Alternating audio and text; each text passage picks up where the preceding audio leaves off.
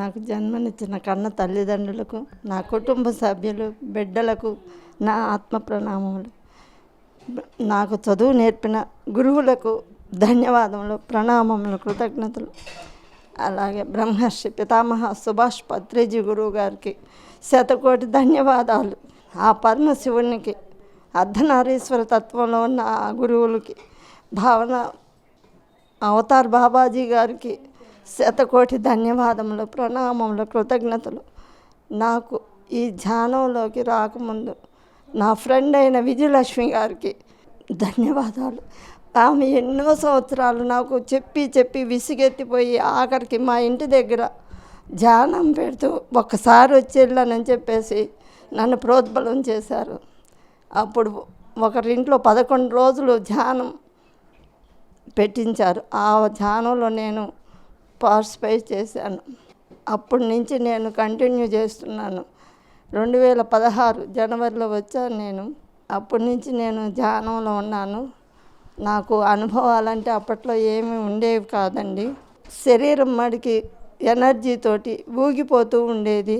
First 2 నెలల తర్వాత నేను సూక్ష్మ శరీరయానం చేశానని మా ఫ్రెండ్కి చెప్తే చాలా అద్భుతంగా ఉందని చెప్పేసి అన్నారు. ఆ తర్వాత పద్మా మేడం గారు కూడా నాకు ఎంతో ప్రోత్సాహాన్ని ఇస్తూ ఇక్కడి దాకా లాక్కొచ్చిన ఆ పద్మా మేడం గారికి ధన్యవాదాలు. అలాగే నాకు మా హై స్కూల్లో ధ్యానం పెట్టినప్పుడు, పౌర్ణమి ధ్యానాల్లో పాల్గొన్నప్పుడు నాకు ధ్యానంలో ఉన్నప్పుడు ఓంకార శబ్దం వినిపిస్తూ ఉండేది. ఆ ప్రక్కనే ఎవరన్నా మాట్లాడుతున్నారేమని చెప్పేసి చూస్తే, కానీ నా ఆత్మ నాలో నుంచి ఆ ఓంకార శబ్దం పలికిందని తెలుసుకున్నాను. తర్వాత మళ్ళీ కొన్ని రోజులకు గాను నేను మా ఊరు వెళ్ళాలి అని చెప్పేసి అనుకుంటూ ఉంటే ఎట్లా వెళ్ళాలో తెలియక బస్టాండ్కి అని వెళ్తే అక్కడ ఎక్కడ ఒక్క బస్సు కూడా లేదు. అలా పెద్ద సముద్రం కనిపిస్తూ ఉన్నది. ఒకళ్ళు పడవలో వెళ్తూ ఒక అమ్మాయి, ఒక పడవ మేన ఉన్నారు. వాళ్ళు ఆ ఈదురు గాలి బాగా హోరున సముద్రం వీస్తూ ఉన్నది. వాళ్ళు వెళ్ళిపోతున్నారని ఎగిరి ఒకసారి ఓంకార శబ్దం చేస్తూ ఓం నమః శివాయ, ఓం నమః శివాయ అంటూ ఒడ్డు దాటాను. ఆ తర్వాత నేను ఎట్లా వెళ్ళానో, ఎక్కడికి వెళ్ళానో కూడా తెలియదు. ఇప్పటి వరకు నేను ఎన్నో శాకాహార ర్యాలీలో పాల్గొన్నాను 4-5 సార్లు. నాకు ఆరోగ్యపరంగా ఎలా ఉన్నా కూడా పాల్గొనాలి అనే తపనతోటి అలా ఉండేదాన్ని. నాకు ఈ ధ్యానంలోకి వచ్చాక నాకు చాలా హాయిగా ఉంటుంది, నాకు మనశ్శాంతి ఉంటుంది. నేను ఎవరికైనా ఇంత సహాయం చేయాలనే తపన ఉంటుంది. చేయగలిగినంత వరకు చేస్తూ ఉంటాను. అలాగే ఈ మధ్య బ్రహ్మర్షి పితామహ పత్రిజీ గురువు గారు నాకు విశ్వరూపం చూపించారనేది తెలిసింది.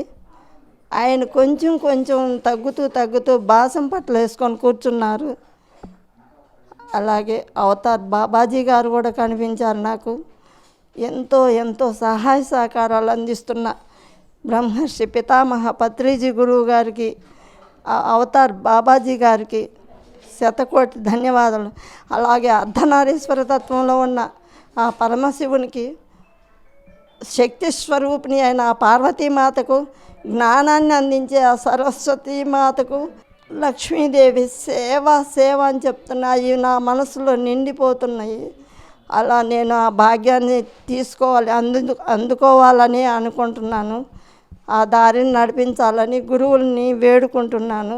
శాకాహార జగత్కి బ్రహ్మర్షి పితామహ సుభాష్ పత్రిజీ గురువు గారికి శతకోటి ధన్యవాదాలు.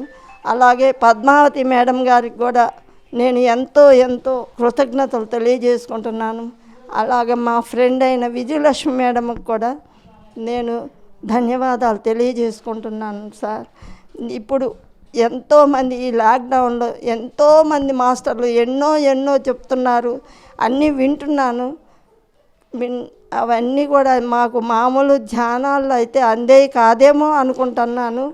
ఈ రకంగా ఈ భాగ్యాన్ని అందించిన ఈ మాస్టర్స్ అందరికీ, ఈ మేడమ్స్కి అందరికీ నా శతకోటి ధన్యవాదాలు తెలియజేసుకుంటున్నాను.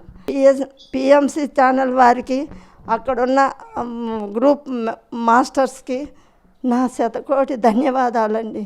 సార్ బ్రహ్మర్షి పత్రిజీ సార్ గారి కొటేషన్స్ నాకు చాలా బాగా నచ్చుతాయి. ధ్యాన జగత్తులో వాటిలో నాకు ఎంతో ఎంతో అనుభవం ఇస్తుంది, కానీ నేను చెప్పడానికి నాకు గుర్తుండదు. నాకు అవన్నీ కొంచెం బాగా ముందుకు నడిపిస్తాయని తెలుసుకుంటున్నాను. పత్రిజీ సార్కి ధన్యవాదాలు.